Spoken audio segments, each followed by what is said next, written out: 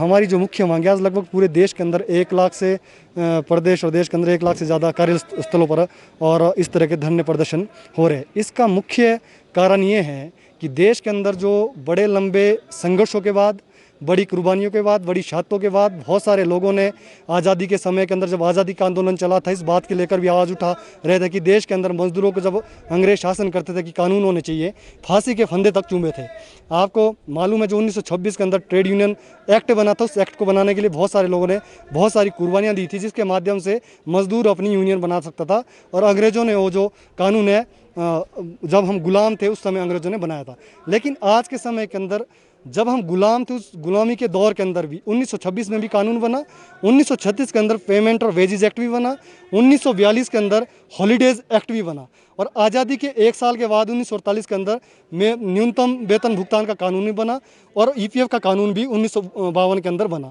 आज़ादी से पहले भी, आज़ादी के बाद भी देश के किसान मजदूरों ने लड़के बहुत सारे कानून बनवाए। लेकिन आज के समय के अंदर, जब से देश की सत्ता के अंदर केंद्र में मोदी की नेतृत्व वाली सरकार बैठी है, लगातार इन कानूनों के ऊपर कुठाराघात किया जा रहा है। और अब तो सारे के सारे जो 44 श्रम कानून है, जो मजदूरों को दिए गए थे, उसके माध्यम से वो छोटी मोटी चीज़ें हासिल करते थे, जिससे उनका शोषण थोड़ा बहुत कम होता था, छोटी मोटी राहत मिल जाती थी। उन 44 के 44 लेबर लॉज को 4 लेबर कोड में तब्दील कर दिया गया है। और उस लेबर कोड में आप समझने की कोशिश करें, जब हमारे देश के अंदर न्यूनतम वेतन का कानून एग्जिस्ट करता था,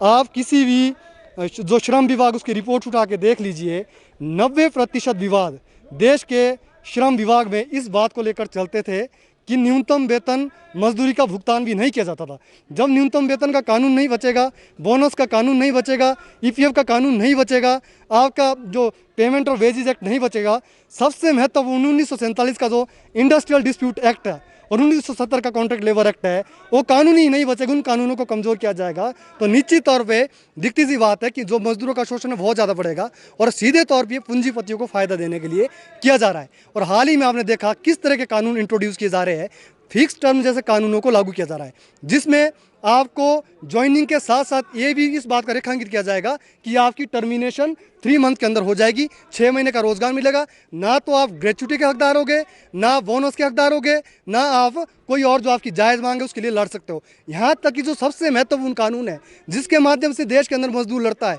1926 का ट्रेड यूनियन एक्ट है, उस एक्ट को ख़त्म किया जा रहा है। और उसके पीछे मुख्य कारण क्या है कि मजदूरों की जो यूनियन है, उन यूनियनों को अगर वो हड़ताल पे भी जाएंगे, हड़ताल पे जाने का भी